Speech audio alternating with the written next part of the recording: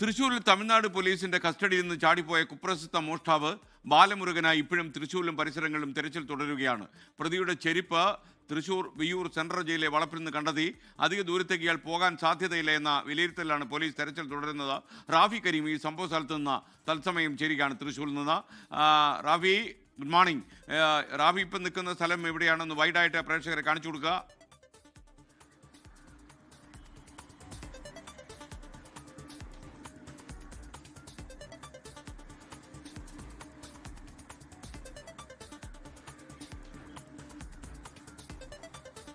ഇതിനകം റാഫി കരീം കയറും. വൈദ്യുതമല്ല, ടെലിഫോൺ ബന്ധത്തിൽ എന്തോ ചെറിയൊരു ഉടവ് തട്ടിയോ എന്ന് സംശയം. വീണ്ടും റാഫി ചേരും ചാടിപ്പോകുന്നത്. അതായത് ബാലമുരുകനെ തമിഴ്നാട്ടിൽ നിന്നുള്ള പോലീസ് സംഘം വിയ്യൂർ ജയിലിലേക്ക് കൊണ്ടുവരുന്നതിനിടയിൽ ബാലമുരുകനുമായി ഭക്ഷണം കഴിക്കാൻ ഇറങ്ങുന്നു.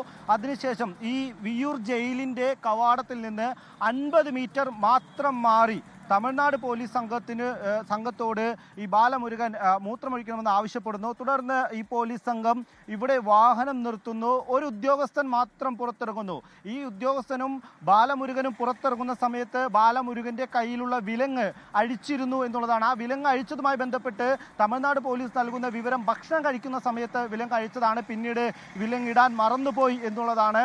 അങ്ങനെയാണ് ഈ സംഭവത്തിന്റെ തമിഴ്നാട് പോലീസിന്റെ വിവരണം. തുടർന്ന് ഇവിടെ മൂത്രമൊഴിക്കാൻ ഇറങ്ങുന്നതിനിടയിൽ ഒപ്പമുണ്ടായിരുന്ന പോലീസ് ഉദ്യോഗസ്ഥനെ തട്ടി മാറ്റിയതിനു ശേഷം ബാലമുരുകൻ രക്ഷപ്പെടുന്ന ഒരു സാഹചര്യമാണ് ഉണ്ടായത്. ബാലമുരുകൻ ഈ മതിൽ ചാടി, ഈ ദൃശ്യങ്ങളിൽ കാണുന്ന ഈ മതിൽ ചാടിക്കടന്ന് ഈ ജയിലിന്റെ തന്നെ കോമ്പൗണ്ടാണ്, അത് കൃഷിയിടമാണത്, ആ കോമ്പൗണ്ടിലേക്കാണ് ചാടുന്നത്. തുടർന്ന് ഈ കോമ്പൗണ്ടിലൂടെ ഓടി രക്ഷപ്പെടുന്നു.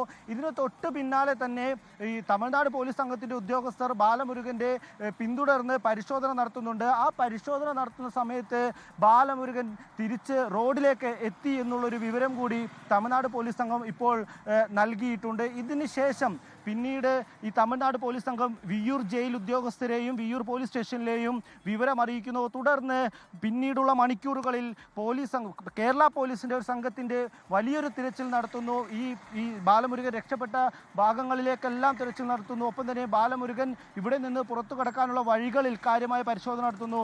ഇതിനിടയിൽ ഏകദേശം 3 മണിയോടുകൂടി ബാലമുരുകൻ പോലീസിന് തൊട്ടടുത്തെത്തുന്നു. അതായത് കേരള പോലീസിന്റെ പരിശോധന സംഘത്തിന് മുന്നിൽ ബാലമുരുകനെ കാണുന്നു. പിന്നീട് അവിടെ നിന്നാണ് ബാലമുരുകൻ രക്ഷപ്പെട്ടത്. പിന്നീട് ബാലമുരുകനെ കുറിച്ച് ഒരു വിവരവും ലഭിച്ചിട്ടില്ല എന്നുള്ളതാണ്. ഈ ദൃശ്യങ്ങളിൽ കാണുന്ന സ്ഥലത്ത് ഇപ്പോൾ വിയ്യൂർ പോലീസ് സംഘം പരിശോധന നടത്തുന്നുണ്ട്.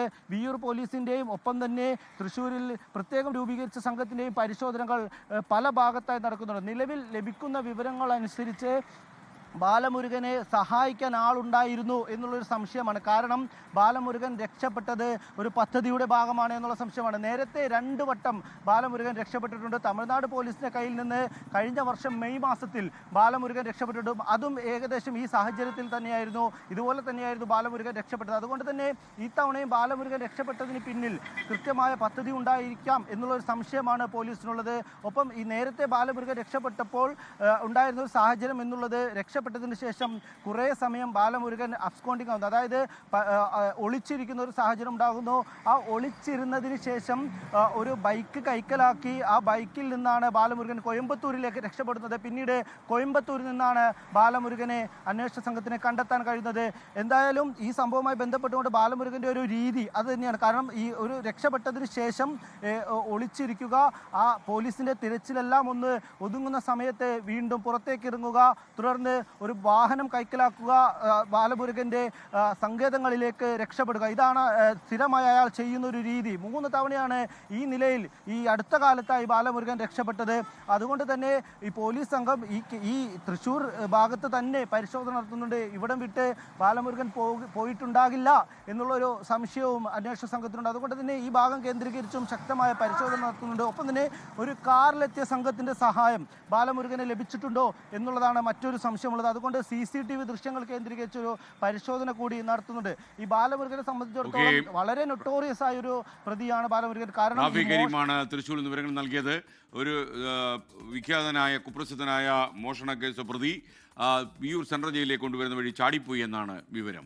ലോകത്തെവിടെയായാലും ഏത് സമയത്തും 24 വാർത്തകളും ഓഗ്മെന്റഡ് റിയാലിറ്റി പാക്കേജുകളും എക്സ്പ്ലെയിനറുകളും വിശദമായി കാണാൻ ഞങ്ങളുടെ YouTube ചാനൽ നിങ്ങൾക്ക് സബ്സ്ക്രൈബ് ചെയ്യാം.